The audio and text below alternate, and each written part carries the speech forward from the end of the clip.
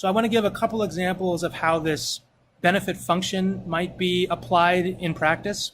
This first example actually was applied in constructing the 2002 regulations over CAFOs. CAFOs are confined animal feeding operations. And so when this rule was being evaluated, benefit transfer was used to determine whether this regulation would produce net benefits. The way that benefit transfer was conducted is first, pollutant loads were estimated for both the pre and post-regulation scenario.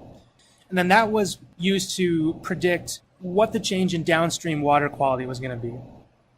And then the question becomes, what's the value of that improvement in downstream water quality? And this is where this analysis employed benefit transfer. There's a 1993 study by Carson and Mitchell. They did a national contingent valuation survey where they had estimates of willingness to pay for incremental movements toward higher water quality values. It was kind of like a ladder. On the lowest rung, you had water that was boatable. And then on a slightly higher rung, you had water that was fishable. That's representing an increase in water quality. And then on the rung above that, you had swimmable.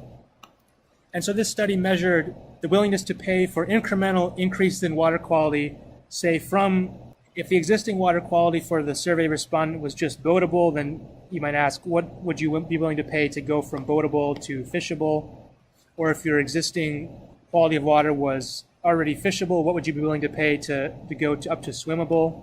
There was also a rung, I left out this one, there was also a rung that asked, what would you be willing to pay to go from non-boatable up to boatable? So there's sort of these discrete tiers of water quality.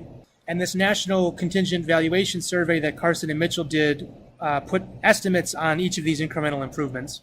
So some of the estimates they came up with, to go from non-boatable to boatable, that was on average about $106 per household in terms of willingness to pay. To go from boatable to fishable, they determined it was about worth $80 per household to do that.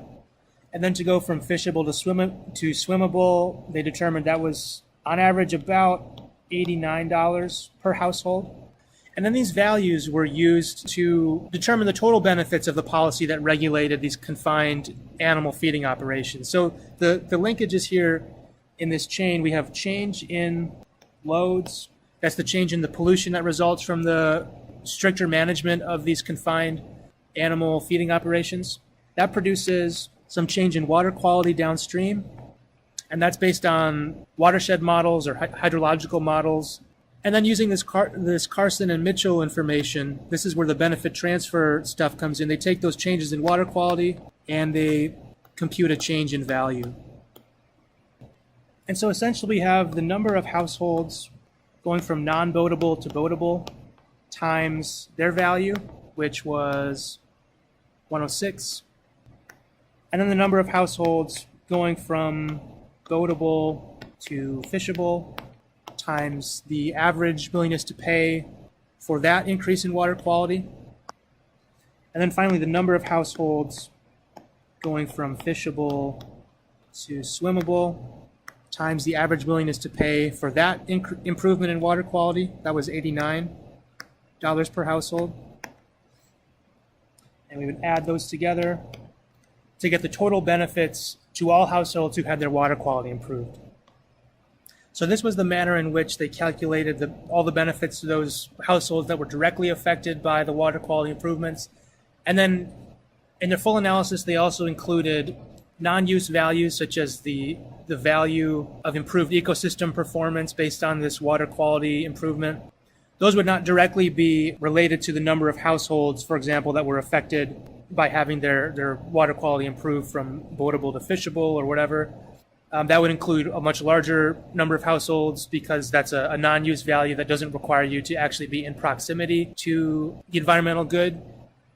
But this is one example of applying some function, some benefit transfer function to a new case using existing values and being able to derive estimates of aggregate benefits based on those existing estimates and knowledge about the water quality improvements.